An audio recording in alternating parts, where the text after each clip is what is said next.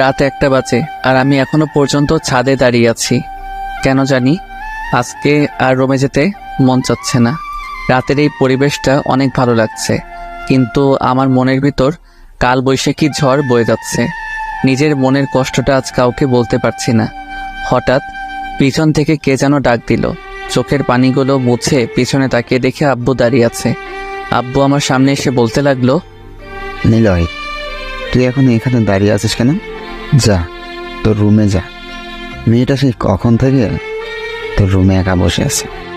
আমার কাঁধে হাত রেখে বলল, যাচ্ছি।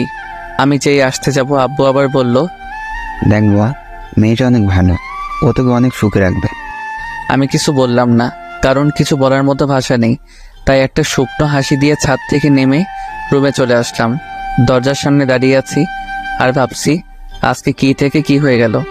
একটা দীর্ঘ নিঃশ্বাস ছেড়ে রুমের দরজা খুলে ভিতরে আসলাম। রুমের লাইট অফ করা ছিল, তাই লাইট অন করে যে খাটের দিকে তাকালাম তেমনি আমার পা কাঁপাকাঁপি শুরু হয়ে গেল। কারণ যে মেয়ের সাথে আমার বিয়ে হয়েছে সে মেয়েটা খাটে বসে এক পায়ের উপর আরেক পা রেখে ডান হাতে একটা রিভলভার নিয়ে বসে আছে, আর রিভলভারটা আমার দিকে মুখ করে ধরে আছে। আমার অবস্থা একেবারে খারাপ হয়ে গেছে। তবুও ভয়ে জিজ্ঞেস করলাম, আপনি এটা কই পাইছেন? এটা আমার। মানে? আর এই রিভলভারটা নিয়ে এসেছি তোমাকে মারার জন্য। আমি আপনাকে কি করেছি যে আপনি আমাকে মারবেন? তুমি এতক্ষণ কোথায় ছিলে? ছাদে ছিলাম। কার সাথে ছিলে? কারোর সাথে না, একা ছিলাম। আচ্ছা যাও, ফ্রেশ হয়ে আসো, ঘুমাবো। আপনি ঘুমিয়ে যান, আমার একটু কাজ আছে। ওই, তোর কি কাজ এত রাতে? হ্যাঁ, আমি বলেছি না ফ্রেশ হয়ে আসতে? তাড়াতাড়ি যা, না হলে এই বন্দুক দিয়ে গুলি করে তোর খুলি উড়িয়ে দেব। এত সুন্দর ঝাড়ি খেয়ে আমি এক দৌড়ে ওয়াশরুমে চলে আসলাম। ওয়াশরুমে এসে ফ্রেশ হয়ে বাইরে আসতেই দেখলাম মেয়েটা এখনো সেইভাবেই বসে আছে। আমাকে দেখেই বলল, আজকে কি সেখানেই দাঁড়িয়ে থাকবে নাকি ঘুমাবেও? আমি কিছু না বলে খাট থেকে আমার বালিশটা নিয়ে ফ্লোরে যেই শুতে যাব তেমনি মেয়েটা বলল, কি ব্যাপার, তুমি নিচে শুইতেছো কেন? তাহলে কোথায় ঘুমাবো? কেন, খাটে কি জায়গা নেই? না মানে ওই, কি না মানে করছো? তাড়াতাড়ি খাটে শুয়ে পড়ো। না, আপনি উপরে শুয়ে পড়ুন, আমি নিচে শুইতে পারবো। ওই, তোকে বলছি না আমার কথার উপরে কোনো কথা বলবি না। এখন তাড়াতাড়ি খাটে এসে শুয়ে পড়ো, না হলে এইটা তো দেখছই। আমি আর কিছু না বলে খাটের উপরে উঠে একপাশে হয়ে শুয়ে পড়লাম। হঠাৎ মেয়েটা আমার হাত ধরে টেনে আমার বুকের উপরে শুয়ে পড়ল। আচ্ছা, আপনি বালিশ থাকতে আমার বুকের উপর শুইলেন কেন? এখন থেকে তোমার বুকটা আমার বালিশ, এখন থেকে এখানেই ঘুমাবো। কেন, তোমার কোনো সমস্যা আছে? না, কোনো সমস্যা নেই। কিছু সময় নিরাপত্তা পালন করে হঠাৎ আমি বললাম, আপনাকে একটা প্রশ্ন করি। বলো। আপনার নাম কি? মেয়েটা আমার বুক থেকে মাথা তুলে ড্যাব ড্যাব করে তাকিয়ে বলল, তুমি কি আমার নাম জানো না? না। আমার নাম জান্নাতুল হাসানুল রোজা। অনেক সুন্দর নাম আপনার। আচ্ছা, আপনি আমার থেকে কয় বছরের বড় হবেন? বেশি না, 5 বছরের বড় হব। আমার থেকে 5 বছরের বড় আপনি? আচ্ছা, আপনি কি কখনো রিলেশন করেননি?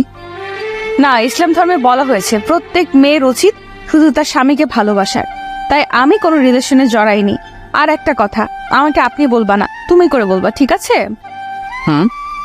এখন ঘুমাও, অনেক রাত হয়ে গেছে, সকালে উঠে আবার নামাজ পড়তে হবে।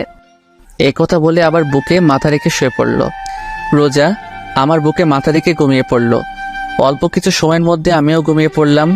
সকালে এমন মনে হচ্ছে কে যেন আমাকে ধাক্কা দিচ্ছে। চোখ খুলে দেখি একটা পরীর মতো দেখতে একটা মেয়ে আমার সামনে বসে আছে।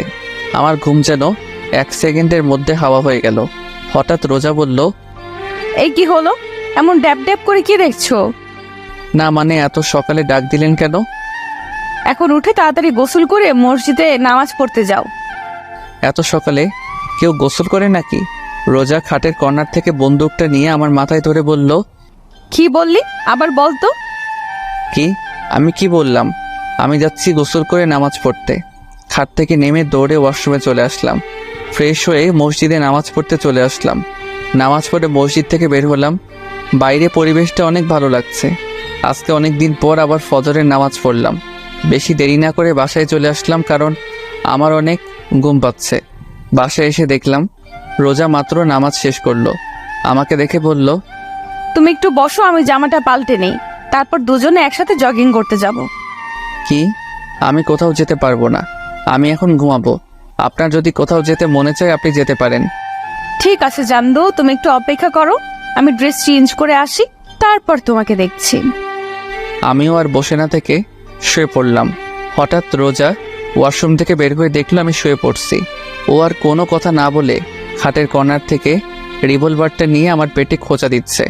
আমি একটু বিরক্তি নিয়ে চোখ খুলে দেখি রোজা আমার সামনে বসে রিভলভার দিয়ে আমাকে খোঁচাচ্ছে। আমি এক লাফে খাট থেকে নেমে কিছুটা দূরে গিয়ে দাঁড়িয়ে বললাম, আচ্ছা আপনার সমস্যা কি? হ্যাঁ, কিছু একটা হইলেই আপনি এই বন্দুকটা দেখে ভয় দেখান। আপনার সমস্যা কি বলেন তো? ফালতু মেয়ে যত সব। রোজা কিছু না বলে রুম থেকে চলে গেল। আমি বেলকনিতে চলে আসলাম। কেন জানি মনের ভিতরে খারাপ লাগতেছে। মেয়েটাকে একটু বেশি বলে ফেলেছি মনে হয়। বেলকনিতে বসে এগুলো ভাবছিলাম। হঠাৎ রোজা আমার পাশে এসে বসলো। আমি অদ্ভুত দৃষ্টিতে ওর দিকে তাকিয়ে আছি, কারণ কিছুক্ষণ আগে আমি এই মেয়েকে এত কথা বললাম, আর এই মেয়ে এখন হাসি খুশি হয়ে আমার পাশে বসে কফি খাচ্ছে। আমাকে এইভাবে ওর দিকে তাকিয়ে থাকতে দেখে রোজা ওর কফির মুখটা আমার দিকে বাড়িয়ে দিল। নাও, তাড়াতাড়ি কফিটা খেয়ে নাও, না হলে ঠান্ডা হয়ে যাবে। না, আমার এখন কফি খাওয়ার মুড নেই। ওই তোরে খাইতে কইছি না, তুই আমার উপরে আবার কথা বলতেছিস কেন? না মানে, ওই কি মানে, কফি খাবি নাকি গুলি খাবি? আমি কিছু না বলে রোজার হাত থেকে কফির মগটা নিয়ে নিলাম। রোজা মুচকি এসে বলল, আমার শোনাটা। আমি কিছু না বলে কফি খাচ্ছি। হঠাৎ আমি বললাম, সরি। কিসের জন্য? না মানে, কিছুক্ষণ আগে তোমার সাথে খারাপ ব্যবহার করেছিলাম তাই সরি। না, আমি কিছুই মনে করিনি। কি অদ্ভুত মেয়ে, এত জোরে ধমক দিলাম আর এই মেয়ে বলছে কিছুই না। রোজা আমার সাথে চেপে বসলো। আমি যে উঠতে যাব তেমনি রোজা আমাকে টান মেরে বসিয়ে বলল, ওই কোথায় যাচ্ছ? রুমে। না, রুমে যাওয়ার কোনো প্রয়োজন নেই, এখানেই বসে থাকো। দেখো সকালের পরিবেশটা কত সুন্দর। আমি এক মনে রোজার দিকে তাকিয়ে আছি। এই মেয়েটা অনেক অদ্ভুত, আবার মায়াবীও। মাত্র কালকে দেখা হলো আর এমন দেখাচ্ছে যে সে আমাকে আরো অনেক বছর আগে থেকে ভালোবাসে। ডাইনিং টেবিলে বসে আছি, আম্মু আর রোজা রান্নাঘরে কাজ করছে। আব্বু, তোমরা আমার সাথে এমন করলে কেন? আব্বু আর নেহা চোখ বড় বড় করে তাকিয়ে আছে। হঠাৎ আব্বু বলল, আমরা আবার তোর সাথে কি করলাম? কিছু জানো না তাই না? আরে কি হয়েছে বলবি তো? তোমরা আমার থেকে 5 বছর বড়। এক মেয়েকে আমার সাথে বিয়ে দিয়েছো, কেন করলে আমার সাথে এমন? শোন নীল, বাবা মা সন্তানের জন্য যা করে তা ভালোর জন্য করে। দেখিস তুইও রোজার সাথে সুখী থাকবি। আব্বু, আমি আরেকজনকে ভালোবাসি, আর আমি এই বিয়ে মানি না। ভাইয়া, কি বলছিস তুই? পাগল হয়ে গেলি নাকি? দেখো নীল, বিয়ে কোনো ছেলে খেলা না, বুঝলে? রোজ এখন থেকে তোমার বউ, এটা ভুলে যেও না। আমি এই বিয়ে মানি না।